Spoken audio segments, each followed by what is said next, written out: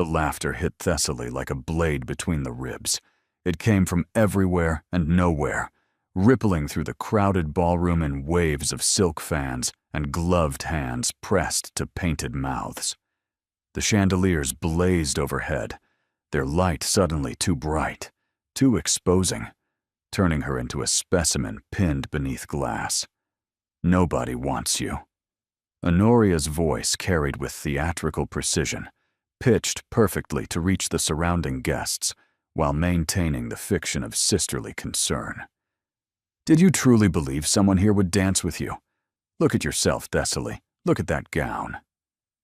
Thessaly's hands moved instinctively to the fabric of her dress, a pale blue muslin that had been their mother's, carefully altered and retrimmed with ribbon she had bought with her own meager savings. It had seemed pretty this morning.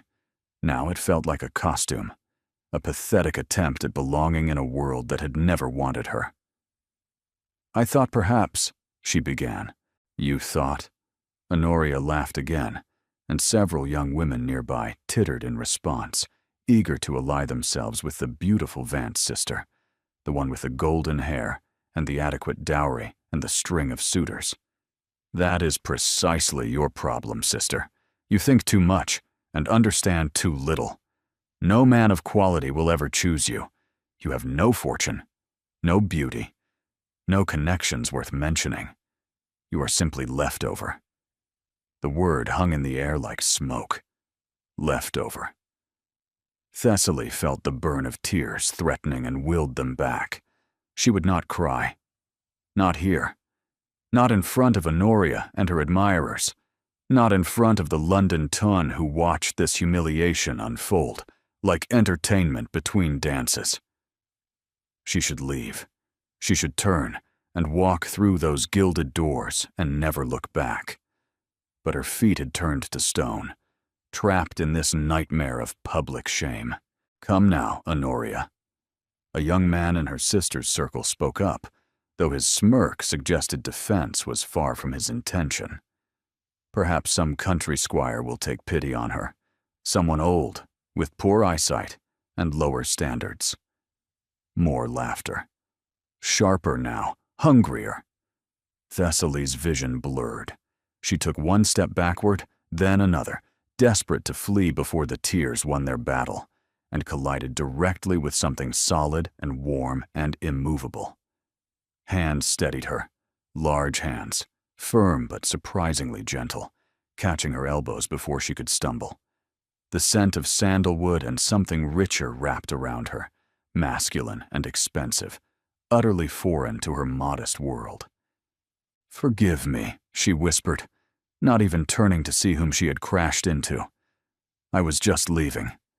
I apologize for—" "Leaving?" The voice that came from above her head was deep and quiet, carrying an undercurrent of authority that made the surrounding chatter falter. "But you cannot leave yet. We have not had our dance." The ballroom went silent. Thessaly turned slowly, pulse jumping against her throat, and looked up into a face that stopped her breath entirely. He was tall, impossibly so, with dark hair swept back from features that seemed carved from marble and shadow, high cheekbones, a jaw that could cut glass, and eyes the color of a winter storm, gray and blue and silver all at once, watching her with an intensity that made her skin prickle. But it was not his beauty that stole her voice. It was the way everyone else was looking at him. The young men had straightened, as if called to attention by a military commander. The women had gone pink and fluttery, fans moving faster. Even Honoria had lost her cruel smile, replaced by something Thessaly had never seen on her sister's face before. Fear.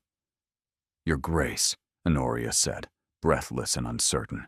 "I did not realize you had arrived. We were simply—" "I heard what you were simply doing." His gaze never left Thessaly's face, but the temperature of his voice dropped several degrees. "The entire ballroom heard. I imagine half of London will have heard by morning." Thessaly's mind raced. "Your Grace." That meant Duke. This man was a duke. She had crashed into a duke, and he was speaking to her as if they knew each other, as if— "I do not believe we have met," she managed, her voice barely above a whisper. A flicker of calculation crossed those wintry eyes. "No," he said softly, pitched for her ears alone. "We have not. But that is about to change." He released her elbow only to offer his hand, palm up, in full view of everyone watching. The gesture was unmistakable, an invitation to dance, a public declaration that this unknown girl in her mother's altered gown was worthy of a duke's attention. Honoria made a strangled sound. The orchestra, which had paused between sets, struck up a waltz. "Your Grace," Thessaly whispered, "I do not understand what is happening." His smile was razor-thin, beautiful, and dangerous. "Neither do they," he replied, nodding toward the frozen crowd. "And that, Miss Vance, is precisely the point." He knew her name.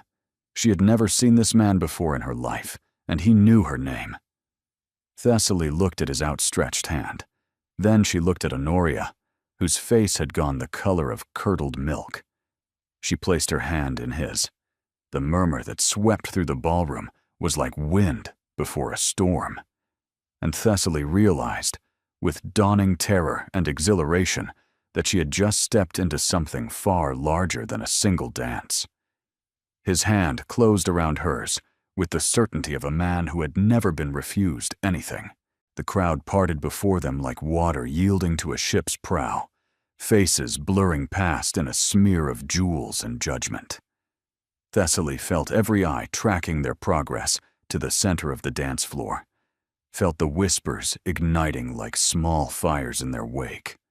Who is she? Did he say Vance? The plain one? There must be some mistake. There was no mistake. And that was what terrified her most. The Duke positioned her with practiced ease, one hand settling at her waist, the other lifting her fingers, with an intimacy that sent heat flooding up her neck. He was close. Too close. She could see the individual threads of silver woven through his gray eyes, could count the faint lines at their corners that suggested he smiled rarely, but meant it when he did. He was not smiling now. "Follow my lead," he murmured as the music swelled. "And try not to look so frightened. It undermines the effect." "What effect?" Thessaly hissed back. "I do not know you. Why are you doing this?" "Questions later." He swept her into the first turn with fluid grace, and despite her racing thoughts, her body responded to his lead as if they had danced together 100 times. For now, smile. Pretend, for the next 3 minutes, that you are exactly where you belong. "But I don't belong here." My sister made that abundantly clear. "Your sister," he said, the word dripping with contempt, "is a fool, and fools rarely recognize value when it stands before them." Another turn. Thessaly caught a glimpse of Honoria at the edge of the floor, clutching a young viscount's arm, her face cycling through shock, fury, and something like panic. Good. The thought was petty and beneath her, but Thessaly savored it anyway. "People are staring," she said. "People always stare. It is what they do instead of thinking." He guided her through a complicated series of steps. By tomorrow, every drawing room in London will be discussing the mysterious Miss Vance, who captured the attention of the Duke of Thornwood. Thornwood! The name crashed through her awareness like a thunderclap. Crispin Ashworth. The Duke of Thornwood. She had heard of him, of course. Everyone had. The richest duke in England. The most powerful. The most reclusive. He had not attended a society event in over 2 years. Not since— "Your father," she breathed before she could stop herself.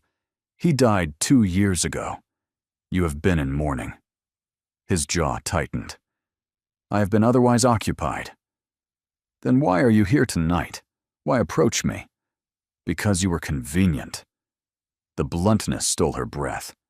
Convenient. You were being publicly humiliated by a woman I find tedious, in full view of a society I find exhausting, at precisely the moment I required a distraction. His grip on her waist tightened fractionally. You served a purpose. Now you will continue to serve it, at least until this dance concludes. Thessaly's jaw set with quiet defiance. I'm not a tool for your amusement. Your grace. No. He looked down at her, and curiosity replaced the calculation in his expression. No, I'm beginning to suspect you are not. The waltz carried them past the orchestra, past the chaperones, past a cluster of young lords who watched with naked envy. What happens when the music stops? She asked. That depends entirely on you. On me? I'm about to make you an offer, Miss Vance. You may accept it and change your circumstances considerably. Or you may refuse and return to your sister's tender mercies. His thumb traced an absent circle against her waist. I suspect I already know which option you will choose. The music was slowing.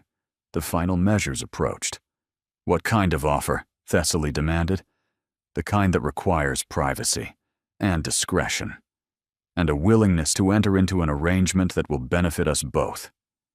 He spun her through the last turn, holding her closer than propriety allowed. I need something from you, something only a woman in your particular position can provide. My position? You mean poor? Unmarriageable? Unwanted? I mean overlooked. The music stopped.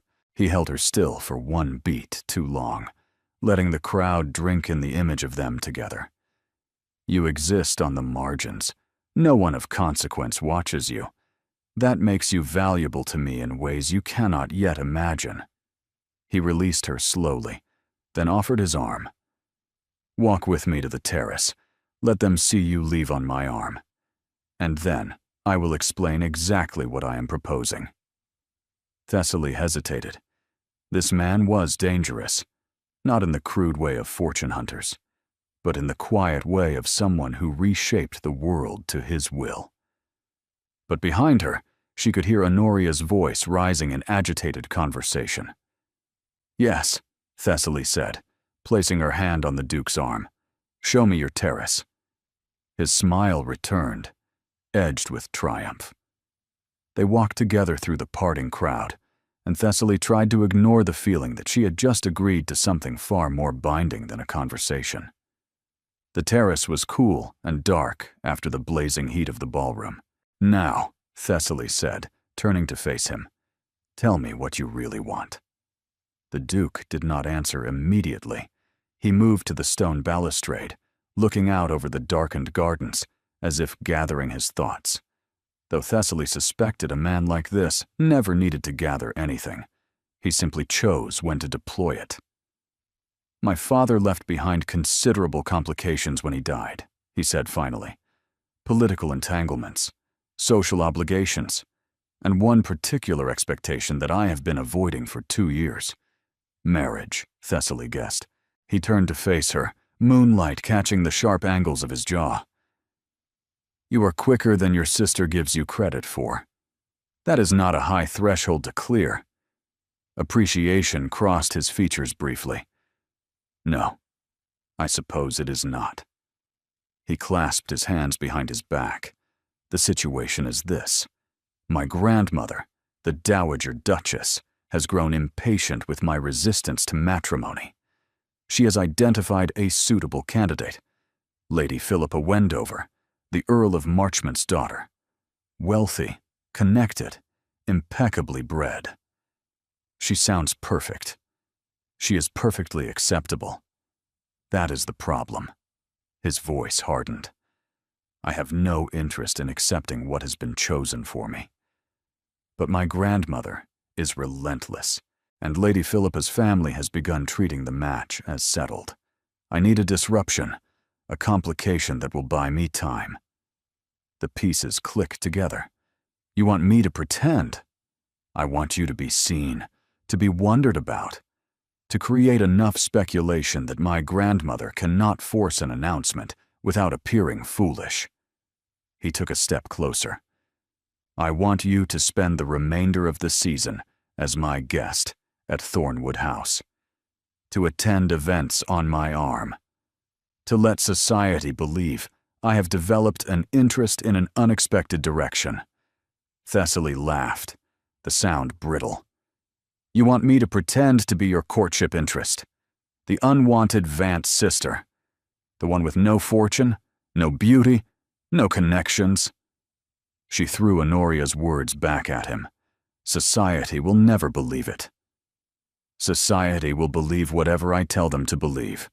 That is the privilege of my position. And what do I receive in return? What do you want? The question caught her off guard. No one had ever asked her that. Security, she heard herself say. I want to never worry about being a burden again. I want a future that does not depend on my sister's charity or some elderly widower taking pity on me. I want... She stopped, aware of how much she was revealing. Go on. I want a matter. The words came out fierce. Even if it is only for a few months, I want to walk into a room and not feel invisible. I want to know what it is like to be chosen, even if the choice is a lie. Those are honest desires, the Duke said quietly. More honest than most people would admit. Honesty is all I have. He studied her for a long moment, and she had the uncomfortable sensation of being truly seen. Very well. Here are my terms. He began pacing. You will reside at Thornwood House as a guest. You will be presented as a connection of my late mother's family. You will accompany me to events of my choosing. You will be polite to my grandmother, who will despise you on principle. You will maintain the appearance of a possible attachment without crossing into impropriety. And when it ends? When the season concludes, you will return to your family with a generous settlement, enough to establish yourself independently, with letters of introduction to respectable households. You will never want for options again. It was more than she had dared imagine. And yet, I have conditions, Thessaly said. His eyebrow rose. You are negotiating with a duke. I'm protecting myself from a duke. The corner of his mouth lifted. Name them. First, I want correspondence privileges. I want to write to my old governess, Miss Pemberton. She is the only person who has ever truly cared for me. Granted. Next. Second, when this arrangement ends, I want your word that no scandal will attach to my name. I may be poor, but I will not be ruined. Also granted. You have a third condition? Thessaly lifted her chin. If you decide to actually marry during this arrangement, whether Lady Philippa or anyone else, you will tell me immediately. I will not be paraded as a decoy while you conduct a real courtship in secret. You think I would do that? I think powerful men rarely consider the consequences of their choices on those beneath them. Respect surfaced in his expression. You have my word, he said slowly. All three conditions. If I violate any of them, you may walk away with the full settlement regardless. Thessaly extended her hand, forgetting that ladies did not shake hands like merchants. He took it anyway. His grip was warm through her glove, and he held on a fraction longer than necessary. Do we have an agreement, Miss Vance? She thought of Honoria's sneering face, of the ballroom's cruel laughter, of years stretching ahead filled with nothing but dependence. We have an agreement, Your Grace. He released her hand, but not her gaze. Then I suggest you say goodbye to your sister. You will not be returning home tonight. Tonight? But my things will be sent for. My carriage is waiting. And Miss Vance? He moved past her toward the terrace doors, pausing with his hand on the frame. When we are in private, you may call me Crispin. When we are in public, you will gaze at me as though I hung the moon. And how will you gaze at me? He looked back over his shoulder, and for one unguarded moment, she saw something beneath the mask. As though you are the first interesting thing to happen to me in 2 years. He disappeared through the doors, leaving Thessaly alone with the moonlight and the dawning realization that her entire life had just changed. She followed him back into the ballroom, and she did not look at Honoria once. The carriage wheels ground against cobblestones as they turned onto a street Thessaly had only ever seen from a distance. Mayfair. She pressed her face to the window like a child. The townhouses here were not merely large, they were monuments. Cream-colored facades glowing beneath gas lamps, windows tall enough to frame giants. "You have never been to this part of London," Crispin observed. "I have walked past it once." She did not look away from the window. "My mother brought me when I was 9. She wanted me to see how the other half lived." "Did it inspire you?" "It made me angry." The admission slipped out. All that wealth, all that comfort, and we were counting candles to make them last the month. She expected judgment. Instead, she heard something like understanding. "Anger can be useful," he said quietly. "It is better than despair." The carriage stopped before a house that made the others look modest. Thornwood House rose 4 stories into the night sky, its windows blazing with light, its entrance flanked by columns that would not have looked out of place on a Greek temple. Footmen materialized to open the carriage door. Thessaly's legs trembled as she descended. "Breathe," Crispin murmured, his hand finding the small of her back. "They are only servants." "They are looking at me." "They are paid to look at everyone who enters this house." The interior stole what remained of her composure. An entrance hall large enough to host a ball, a staircase that curved upward like a frozen wave, chandeliers dripping with crystals, and everywhere the subtle evidence of wealth so old it had become invisible to those who possessed it. Paintings that belonged in museums, furniture that had probably been sat upon by kings. Thessaly stood very still, terrified that if she moved, she would break something irreplaceable. "Mrs. Blackwood," Crispin addressed a severe woman in dark bombazine. "This is Miss Thessaly Vance. She will be staying in the Rose Suite. See that she has everything she requires." The housekeeper's eyes swept over Thessaly, taking in the altered dress, the unfashionable hair, the shabby gloves. "Of course, Your Grace. Shall I send for a lady's maid?"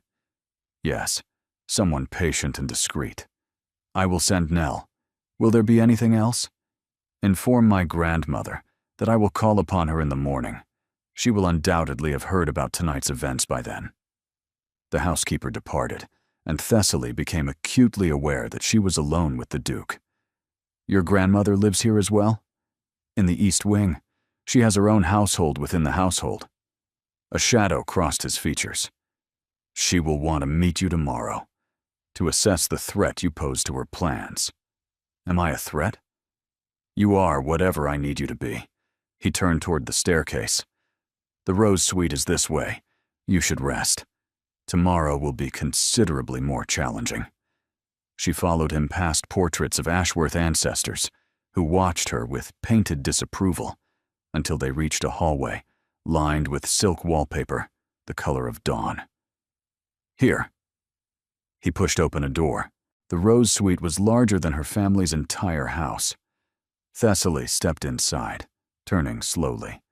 The 4-poster bed with its cascading curtains. The sitting area before a crackling fireplace. The writing desk beneath windows that would flood the room with morning light. "This is mine for the entire season." It was my mother's favorite guest room. She used to say the light here reminded her of her childhood home. He lingered in the doorway. "You will find it comfortable." "Comfortable," she laughed. "I have been sleeping in an attic room with a cracked window and a mattress older than I am." "This is what you deserve," Crispin said quietly. "Whatever your sister has told you, you deserve rooms with good light and fires that do not smoke. Thessaly met his eyes, startled by the intensity there. Why do you care what I deserve? I am simply convenient, remember? The mask slipped, revealing something rawer beneath. Perhaps I am tired of watching people be treated as less than they are. He stepped back. Good night, Miss Vance. The door closed softly behind him. Thessaly sank onto the edge of the bed. What had she agreed to? What world had she stepped into? A soft knock interrupted her thoughts. A young maid entered, red-haired and round-faced, carrying a tray of tea and biscuits. I am Nell, miss. Mrs. Blackwood said you might be hungry. Thessaly's eyes burned with unexpected tears. Kindness. Such a small thing. Such a devastating thing when you had grown unused to receiving it. Thank you, Nell. That is very thoughtful. She did not sleep for hours. And when she did, she dreamed of winter-gray eyes and questions she was not ready to answer. Morning arrived too quickly and too brightly. Nell helped her dress in one of the gowns that had mysteriously appeared in the wardrobe overnight, a day dress of soft primrose muslin that fit perfectly. Thessaly did not ask where it came from. His Grace takes breakfast at 8, Nell informed her while arranging her hair. But the Dowager Duchess does not receive visitors until 10. She says morning light is unflattering to women of a certain age. Is she very frightening? The Dowager? Nell's hands paused briefly.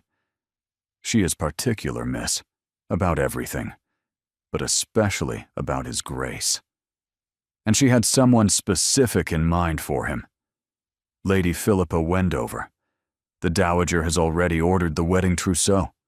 Twice. His Grace keeps refusing to propose. Thessaly filed this information away carefully. Breakfast was solitary. Crispin had already departed for some mysterious business. She forced herself to eat, knowing she would need the strength. At precisely 10 o'clock, a footman escorted her to the East Wing. The Dowager Duchess received visitors in a morning room decorated entirely in shades of ice. White walls, silver furniture, pale blue accents, and at the center, enthroned in a chair that was not quite a throne, sat a woman who made winter look warm. She was perhaps 70, silver-haired and straight-spined, with the same gray eyes as her grandson.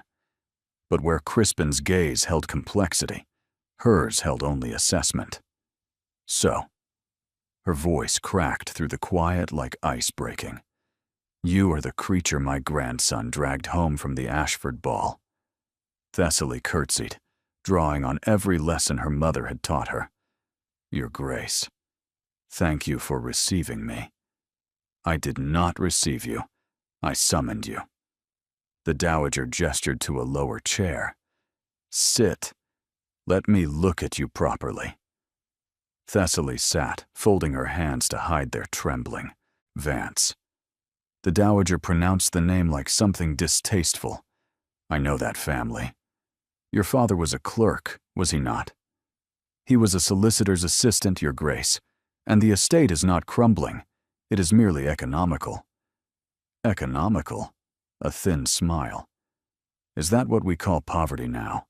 And your mother? Dead these past 8 years. Pity. I am told she had grace about her, before she married beneath herself. The Dowager leaned forward, eyes sharp. Which brings us to the question. What exactly do you think you are doing with my grandson? I am doing what he asked of me, Your Grace. Nothing more. Nothing more? You spent the night in this house. You danced with him in front of half the ton. And now, society believes the Duke of Thornwood has developed an interest in a nobody from nowhere. The Dowager's voice hardened. Do not insult my intelligence by pretending this is innocent. Thessaly held her gaze. I will not pretend anything to you, Your Grace. Your grandson found me useful. He needed a distraction from Lady Philippa, and I needed an opportunity. We have an arrangement. An arrangement? The Dowager sat back. You admit this openly. Would you prefer I lied? You have had 70 years of practice reading people. I have had 22 years of practice being invisible. The mathematics favor you." A beat of quiet fell between them, cold and expectant. Then the dowager laughed. It was not warm, but it was genuine. "You have spine," she observed. "I did not expect that. Your sister certainly lacks it, for all her beauty. You look me in the eye and tell me truths I do not wish to hear." "Honesty is the only currency I possess, Your Grace." "Then spend it wisely." The amusement faded. "I will tell you what I told my grandson 2 years ago. He owes this family an heir. Every month he delays is a month. The Ashworth legacy dangles over an abyss. With respect, Your Grace, that is a conversation for you and the Duke. Everything in this house is a conversation for me." The dowager rose, moving to the window.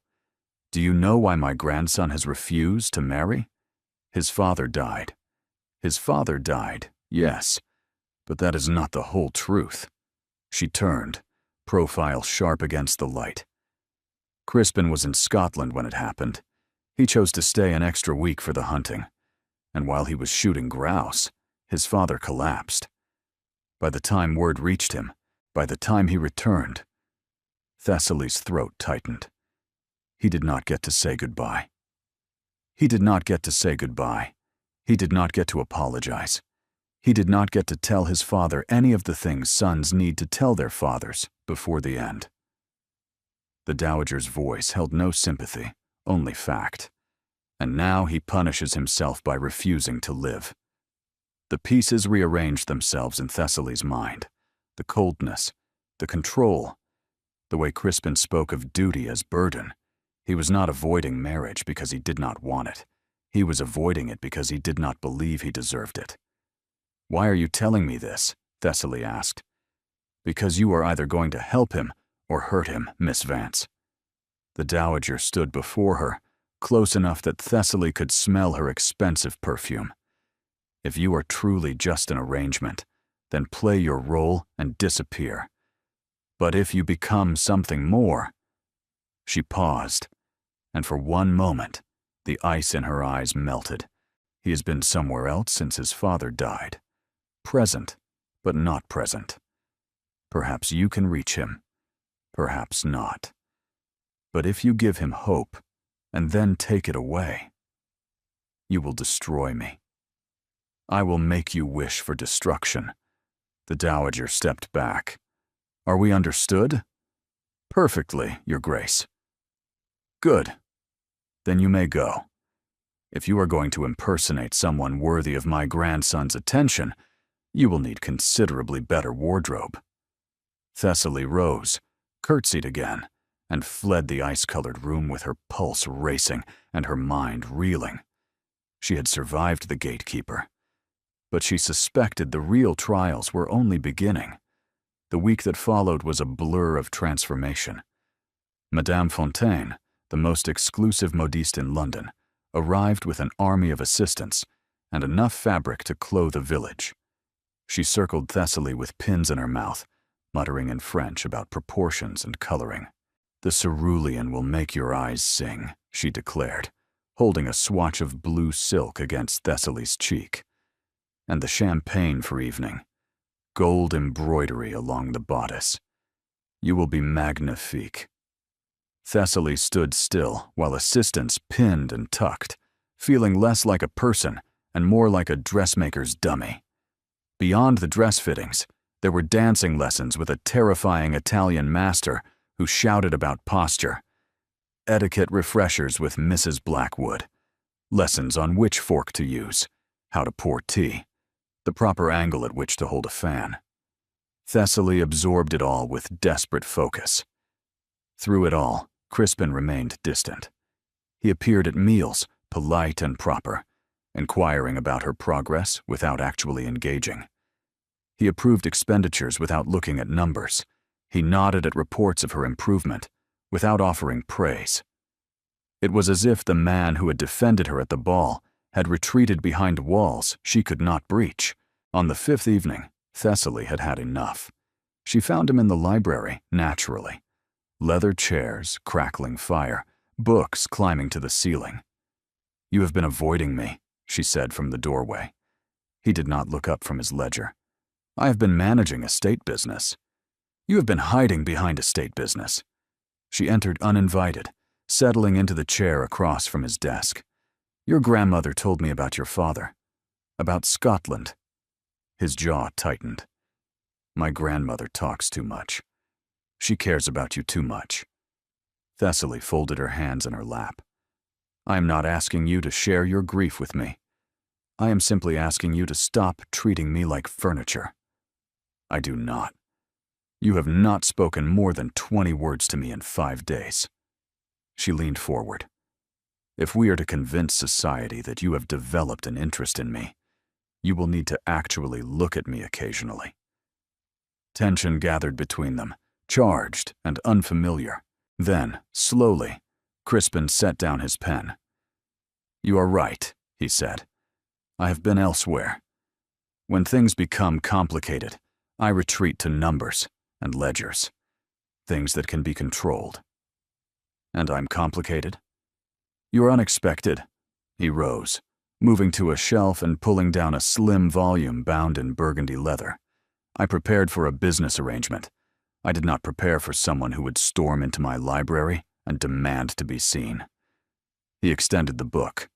"What is this?" "Keats. You mentioned you enjoyed poetry but had never owned a volume of your own." He did not quite meet her eyes. "Consider it a peace offering." Thessaly took the book carefully, her fingers brushing his. The leather was soft, worn from handling. "This was yours." "It was my father's originally. He gave it to me when I was 16. Crispin returned to his chair. He said Keats understood that beauty and sorrow were the same thing, and that any man who could not appreciate both was only half alive. He sounds wise. He was. The word came out rough. I miss him. Every day. Sometimes the weight of that absence is so crushing I cannot breathe. It was the most honest thing he had ever said to her. Thessaly held the book against her chest. I lost my mother when I was 14, she said softly. She was sick for months before the end, but I still was not ready. I do not think you can ever be ready. Crispin studied her across the fire-lit space, and recognition passed between them, the acknowledgement of shared sorrow. Perhaps we are both still learning how to live with our ghosts, he said. Perhaps we are. The fire crackled, and somewhere in the quiet, something thawed between them. The Worthington Ball is in 3 days, Crispin said finally. It will be your first major appearance. Society will be watching closely. Are you worried I will embarrass you? I'm worried, he said slowly, that you will outshine every woman there, and I will have to spend the entire evening fighting off suitors. It was almost a compliment, almost teasing, almost human. Thessaly smiled, the first genuine smile she had felt in days. I shall try to be moderately luminous, she promised. Just enough to intrigue, not enough to cause riots. He returned the smile, faint, but real. That sounds like an acceptable compromise. The moment held. And then he returned to his ledgers, and she returned to her borrowed room, and neither acknowledged that something had changed. But they both felt it. The walls were crumbling, and beyond them, something dangerous was beginning to grow. The Worthington Ball blazed like a jewel against the London night. Thessaly stood at the top of the grand staircase, her pulse quickening. The champagne silk gown Madame Fontaine had created clung to her figure before falling in elegant waves, gold embroidery catching the candlelight. Her dark hair had been threaded with seed pearls that the dowager herself had provided with a curt. If you must represent this family, you will do so properly. She looked like someone else entirely. She looked like she belonged. Breathe, Crispin murmured beside her. You have conquered my grandmother. This is merely a room full of strangers. A room full of strangers who will be judging every step I take. Then give them something worth judging. The major domo announced them. His Grace, the Duke of Thornwood, Miss Thessaly Vance. The whispers began immediately. Thessaly descended the staircase on Crispin's arm, chin lifted, smile fixed in place. She felt every eye tracking their progress. Is that her? The one from the Ashford ball? She cleans up rather well, but honestly, what is Thornwood thinking? At the base of the stairs, a receiving line of Worthingtons waited. Lord and Lady Worthington were gracious, if curious. Their daughter, Miss Arabella Worthington, studied Thessaly with sharp assessment. And behind them, watching from across the ballroom with barely concealed fury, stood Honoria. Thessaly's step faltered.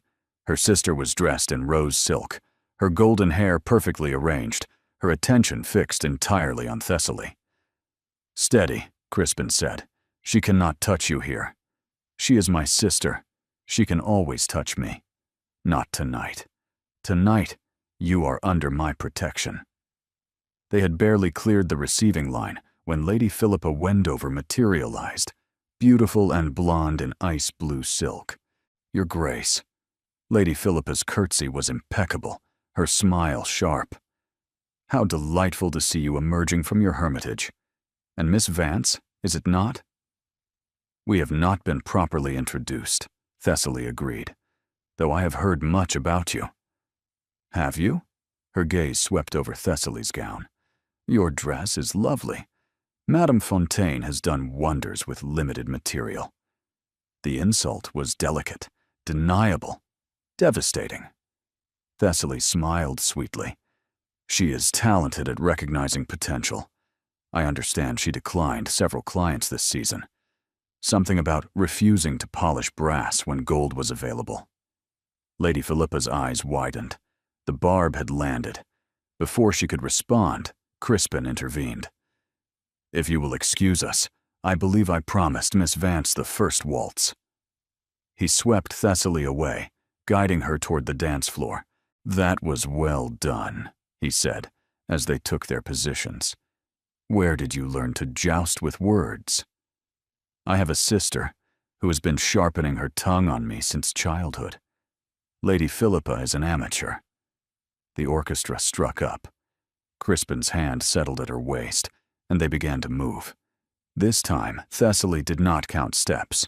She simply followed his lead, letting the music carry them. "People are staring," she observed. "Let them." His grip tightened. "You are magnificent tonight." Her breath caught. "You should not say things like that." "Why not?" "Because this is an arrangement. In a few months, I will return to my life, and you will marry someone suitable." "And if I do not want that?" His voice dropped. "What if I am beginning to want something else entirely?" The world narrowed to the space between them, his eyes, winter gray and intent, his hands holding her as if she were precious.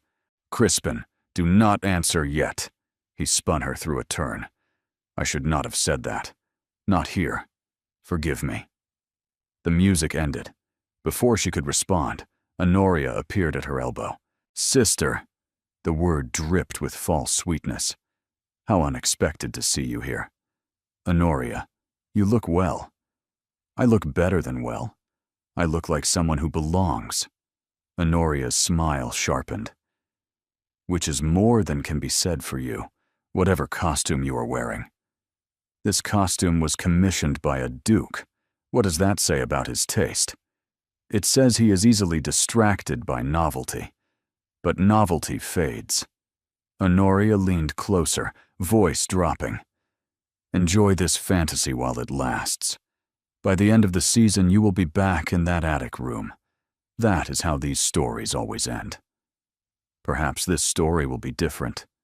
Stories do not change. Only the fools who believe in them." Honoria stepped back. "Do give my regards to our father. I am certain he is wondering when his burden will be returned." She swept away. What did she say? Crispin had returned, 2 glasses of champagne in hand. Nothing that was not true. Thessaly took the champagne and drank deeply. She reminded me that this is temporary. Thessaly, not here. She set down the glass. Please, I cannot discuss this here. He studied her, then nodded.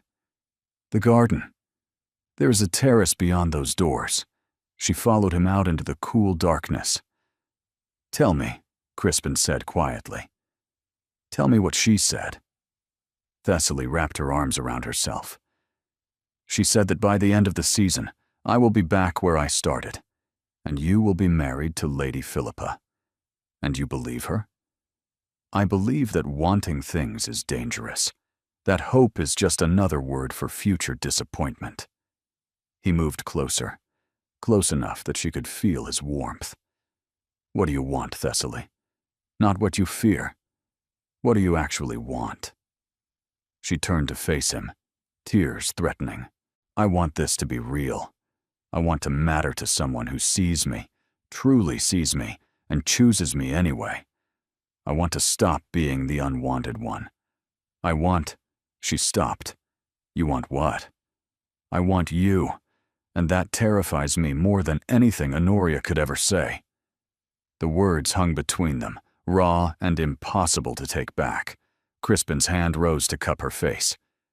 Then we are both terrified, he said, because I want you to, more than I have wanted anything in 2 years.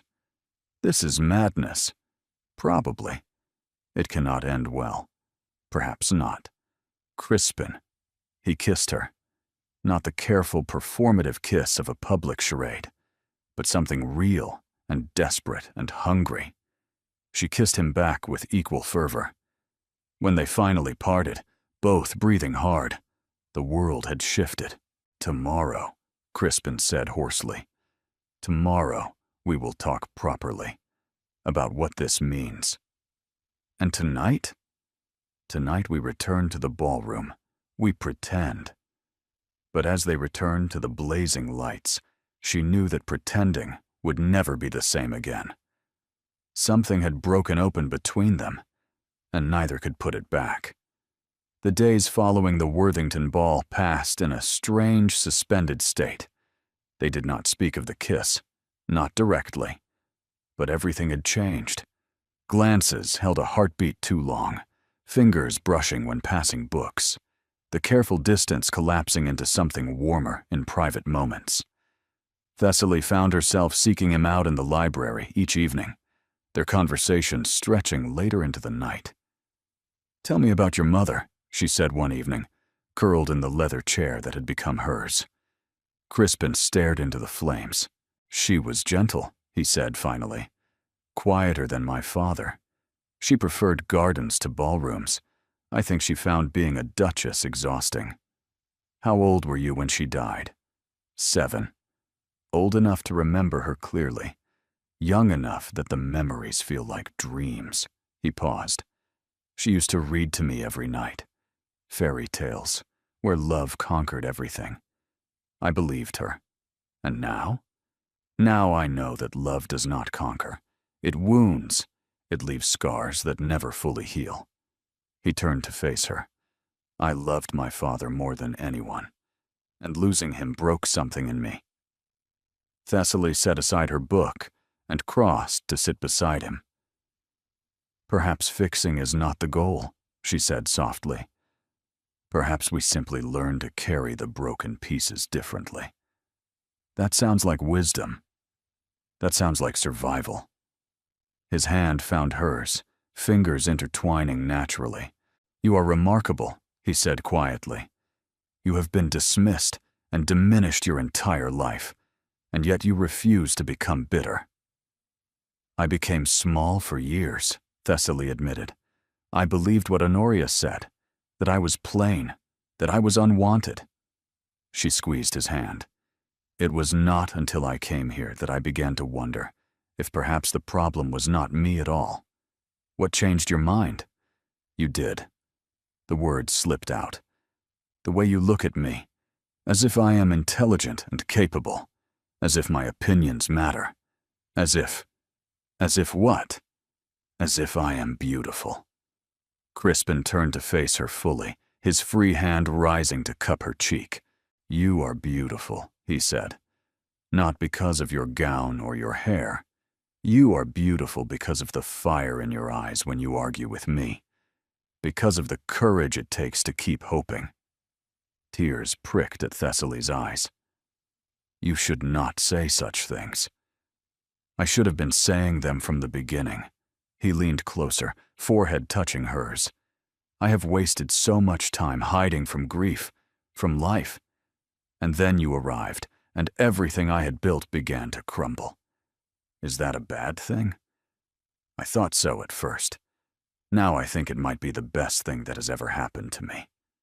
He kissed her then, soft and slow, tasting of whiskey and longing. She melted into him. When they finally separated, both were breathing hard. We should stop, Thessaly whispered. This is dangerous. Everything worth having is dangerous. Crispin, I know. He pressed his lips to her forehead. I know there are consequences. But I cannot pretend any more, Thessaly. I cannot pretend that you are just an arrangement. Then what is it? He pressed something into her hand, wrapped in velvet. Thessaly unwrapped it to find a brooch, an oval of deep blue enamel surrounded by tiny diamonds, with a miniature portrait at its center. Your mother, she breathed. She wore it on her wedding day. My father gave it to me when I turned 21. Said I should give it to someone who reminded me of her. His voice was rough. I never thought I would find anyone. Thessaly stared at the brooch. I cannot accept this. It is too precious. That is precisely why you should have it. He closed her fingers around the velvet. Because you are precious too. The tears she had been holding back finally spilled over. I am falling in love with you, she whispered. I have been trying not to, but I cannot stop. Then do not stop. He wiped her tears. Fall. I will catch you. How can you be certain? Because I am falling too. He kissed her again. Because for the first time in 2 years, I want to be present. I want to be here, with you. They stayed in the library until the fire burned to embers. When Thessaly finally returned to her room, the brooch clutched against her chest. She felt lighter than she had in years. Perhaps stories could change after all. She fell asleep with a smile on her face, unaware that the morning would bring devastation. The morning of the Harrington musical dawned bright and clear. Thessaly dressed with extra care, choosing a gown of soft lavender that Crispin had once mentioned, suited her. She pinned his mother's brooch at her throat. Tonight, she decided. Tonight she would tell him that she wanted this to be permanent. They arrived at the Harrington residence to find society already assembled. Thessaly spotted Lady Philippa across the room, frigid in white silk, and the dowager near the windows. And there, surrounded by admirers, stood Honoria. The music hall proceeded with the usual parade of accomplishments. During the interval, Crispin was called away by Lord Harrington to discuss some parliamentary matter. She was reaching for a glass of lemonade when Honoria materialized beside her. Sister, what a charming brooch. New, is it not? Thessaly's hand moved to the enamel oval. Yes. A gift from your duke? Honoria's eyes glittered. I have been investigating your benefactor. I do not know what you mean. Did you know that Lady Philippa's family holds significant debt to the Thornwood estate? Honoria leaned closer. I have it on excellent authority that the Duke has been negotiating terms with Lord Wendover all season, terms that include a marriage contract. You are lying. Am I? Ask him about the meeting last week. Ask him about the documents his solicitor has been preparing. Honoria stepped back. Oh, Thessaly, did you actually believe he wanted you? The world tilted sideways. I do not believe you, Thessaly managed. Then believe this. Honoria pressed a folded paper into her hand. A draft of the marriage announcement. Thessaly unfolded the paper with trembling fingers. His Grace, the Duke of Thornwood. Lady Philippa Wendover. Pleased to announce. Forthcoming marriage. No, she whispered. He used you, sister. Just as I always said he would. Nobody wants you. Not even a duke. The paper crumpled in Thessaly's fist. She pushed past Honoria, past the guests, past the servants. She found a servant's door and fled through it, out into the garden. She ran until she reached a secluded bench hidden behind roses, and there she collapsed, sobbing. It had all been a lie. Every tender word, every kiss, every promise of tomorrow. The brooch at her throat felt like a brand. She tore it off and hurled it into the roses. "Thessaly!" Crispin's voice, urgent and frightened. She pressed her hand to her mouth, stifling her sobs. But he found her, tear-streaked and shaking. "What happened?" He dropped to his knees before her. She thrust the crumpled paper at him. He smoothed it out, read it. His face drained of color. This is not what it looks like. Then what is it? A draft marriage announcement. Your name. Lady Philippa's name. I can explain. Can you explain meeting with Lord Wendover last week? The documents being prepared? His silence was answer enough. You lied to me. Thessaly stood, stumbling away. You made me believe this was real while you planned a future with someone else. It is not my marriage. It is what my grandmother wants. I have been trying to extricate myself. By using me as a shield? She laughed, ugly and wounded. Honoria was right. Nobody wants me. Thessaly, please. Do not. She backed away. Do not follow me. Do not explain. She turned and fled into the darkness. And this time, he let her go. Thessaly did not return to Thornwood House. She walked through darkening London streets until she found a hack, gave the driver her father's address, and collapsed against the worn seats. The house was dark when she arrived. But Honoria was waiting in the parlor. Home at last. I wondered how long the fantasy would last. How did you get that announcement? Lady Philippa and I have become quite close. Honoria smiled without warmth. Did you really think a duke would choose you? Thessaly sank into a chair. Why do you hate me so much? The question caught Honoria off guard. I do not hate you, she said slowly. I resent you. Resent me? You have everything. You have mother's eyes. The words came out sharp. Every time father looks at you, he sees her, the gentle one, the kind one.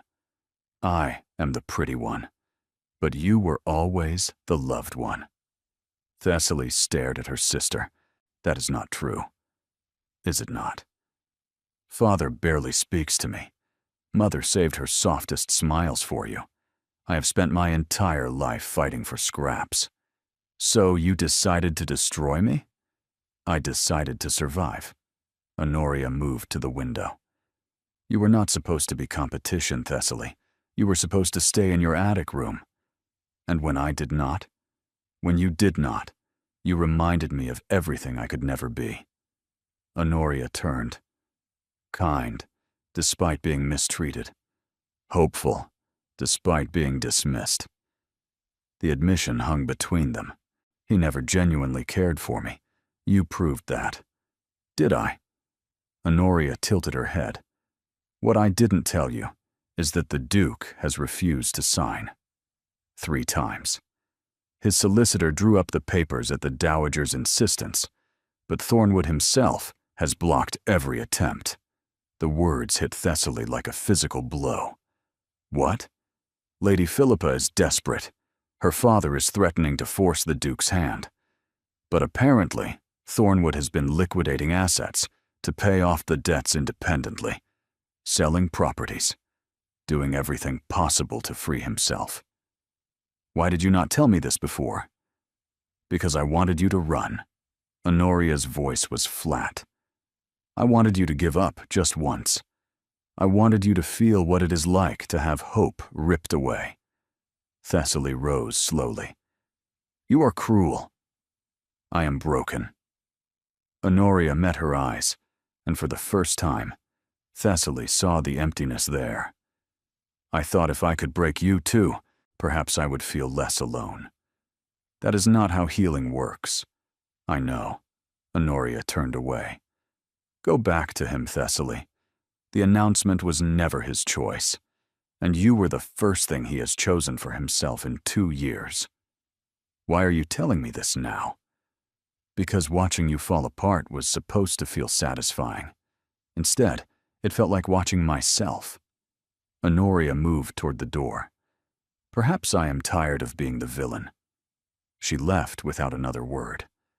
Thessaly stood alone, mind reeling. He had refused to sign. He had been fighting for her, and she had run without letting him explain. The brooch, his mother's brooch. She had thrown it away like it meant nothing. A sob escaped her, raw and ugly. She sank to the floor and wept until there was nothing left. She had finally been chosen, and she had thrown it away. Morning light found Thessaly still on the parlor floor, her resolve crystallizing into something diamond hard. She would not let fear win. If Crispin had been fighting for her, he deserved to know she would fight for him too. She washed her face, borrowed a simple dress, and hired a hack to Mayfair. Thornwood House looked different in daylight, less imposing, more like a home. The footman recognized her. Miss Vance, we were told you had departed. I have returned. Is the Duke in residence? He is, miss, but thank you. She pushed past him. She found Crispin in the library. But he was not working. He was sitting in her chair, staring at something in his hands. The brooch, mud-streaked and rose-scratched. You found it, she said from the doorway. He looked up, and her chest clenched at the devastation in his face. Dark circles, hair disheveled, the careful control shattered. I went back to the garden. Searched for hours. He turned the brooch over. I thought you had thrown it away because you hated me. I threw it away because I was hurt and frightened and believed a lie. She stepped into the room. Honoria told me the truth last night, about the negotiations you have been refusing, about the properties you have been selling. Hope flickered in his eyes. She told you all of that. Somewhere in the cruelty, the truth slipped out. Thessaly crossed to stand before him. You have been fighting for me, this whole time, and I ran away without letting you explain. Crispin rose slowly, still clutching the brooch. I should have told you about the negotiations from the beginning.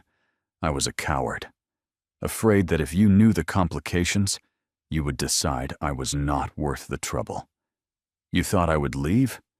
Everyone leaves eventually. His voice cracked. My mother. My father. I have spent 2 years convincing myself that isolation was safer. And then you arrived, and suddenly isolation felt like its own kind of death. Thessaly reached up to cup his face. I am not leaving, she said firmly. Not because of your grandmother's schemes. Not because of Lady Philippa. Not because of my sister's cruelty or society's judgment. Thessaly, I love you. The words came out clear and strong. I love your stubbornness and your grief and the way you hide in libraries. I love that you gave me your mother's brooch because you saw something in me worth protecting. Tears tracked down his cheeks. I've been so afraid, he whispered. Afraid that wanting you would mean losing you. Then we will be afraid together. She pressed her forehead to his. And we will choose love anyway. He kissed her then, desperate and tender, tasting of salt from both their tears. When they finally separated, he was almost smiling. My grandmother will be furious. Let her. Society will talk for months. Let them talk. Thessaly grinned. I am done caring what society thinks. He took her hand, pressing the muddy brooch into her palm. Will you marry me, Thessaly? Not as an arrangement. As my wife, my partner, my home. Tears of joy now. Yes. 1,000 times, yes. He swept her into his arms and spun her around the library, both laughing like children. They were still spinning when the Dowager appeared in the doorway. I assume I should cancel the Wendover negotiations permanently. Crispin set Thessaly down, but kept his arm around her waist. You should. And you should prepare for a wedding. My wedding. The Dowager's gaze moved between them. Then her expression shifted. She makes you present, the old woman observed. She makes you here, in a way you haven't been since your father died. She does. The Dowager was quiet. Then she nodded, once, sharply. Very well. If you are determined to scandalize the ton, we shall do it properly. She turned to Thessaly. Welcome to the family, Miss Vance. Do try not to let my grandson retreat into his library for the rest of your marriage. I will drag him out myself if necessary, Your Grace. A hint of warmth crossed the Dowager's features. Yes, she said. I believe you will. The Blackmore Ball was the final event of the season, and all of London had gathered to witness either triumph or catastrophe. Thessaly stood at the top of the grand staircase, in a gown of deep midnight blue, embroidered with silver stars. At her throat, cleaned and polished, hung the enamel brooch that had once belonged to Crispin's mother. Beside her, Crispin wore evening clothes that made him look every inch the Duke, but his eyes held none of the cold distance that had characterized him when they first met. He looked happy. He looked present. Ready? He murmured. Terrified, she admitted, but doing it anyway. That is what courage looks like. The major domo announced them, and the whispers swelled. Miss Vance? I heard she fled. I heard he chased after her. I heard the Wendover match has been called off entirely. They descended together, and the crowd parted before them. At the base of the stairs, Lady Philippa waited. Pale. Composure cracked. Your Grace. Her voice held none of its usual venom. Miss Vance? Lady Philippa. Crispin's tone was final. I hope you will accept my apologies for any misunderstanding. There was no misunderstanding. Lady Philippa's smile was brittle. I simply did not realize I was competing for something that had already been given away. She departed without another word. And then, across the ballroom, Thessaly saw Honoria. Her sister stood alone. The admirers who usually surrounded her had dispersed. Thessaly crossed to her. Honoria. Her sister turned. The mask she usually wore was absent. Come to gloat? Come to thank you. Thessaly kept her voice low. For telling me the truth. My motives were cruel. Your motives were honest. For perhaps the first time. Thessaly hesitated, then reached out to touch her sister's hand. We have hurt each other for years. Perhaps it is time we stopped. Honoria stared at her. You would forgive me? I would try, if you would let me. Then Honoria gave a laugh, soft and sad. You really are Mother's daughter, too kind for your own good. Perhaps. Or perhaps I am tired of carrying anger. It was not reconciliation. Not yet. But it was a beginning. Thessaly returned to Crispin's side, and he pulled her onto the dance floor. The orchestra struck up a waltz. What did you say to her? He asked. That I would try to forgive her. That is more than she deserves. Perhaps. Thessaly smiled up at him. But I am done letting old wounds dictate my future. His arm tightened around her waist. I love you. I am going to spend the rest of my life making sure you know it.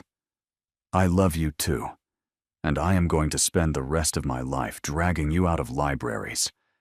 That sounds like a marriage. They danced until the music ended, then danced again, until even the most determined gossips had to admit that this was not a scheme. This was real. This was love. 1 year later, the opera house blazed with light. Thessaly sat in the Duke of Thornwood's private box, dressed in pale blue silk that echoed the gown her mother had worn so many years ago. Her husband's hand was warm in hers. "What are you thinking?" she asked. "I'm thinking that 1 year ago you were nobody's choice, convinced you would spend your life invisible. And now? Now you are a duchess. My wife. The woman who dragged me back to life." He lifted her hand to his lips. "Now, you are everything." The opera began, music swelling through the gilded hall. At the interval, she leaned against her husband's shoulder, letting her eyes drift closed. "Tired?" he murmured. "Content. The most content I have ever been." He pressed a kiss to her hair. "Then rest. I will wake you when it ends." She smiled, snuggling closer. They had fought for this, through lies and schemes and cruelty, through their own fears and the ghosts of losses that still ached sometimes. But they had won. The opera house had a tradition, the Ton would later say. The Duke and Duchess of Thornwood attended every performance. They always sat in their private box, always arrived precisely on time. And at some point during every performance, without fail, the Duchess would fall asleep against her husband's shoulder. He never woke her. He simply held her closer and waited for the music to end. "Nobody wants you," her sister had once said, but somebody had wanted her. And that somebody held her still. Through every opera, every ball, every quiet morning and brilliant night, until the story of the unwanted sister who captured a duke became less a scandal and more a legend. A legend about courage, about choosing love over fear, and about the simple truth that sometimes the people who feel most invisible are simply waiting to be seen by the right pair of eyes.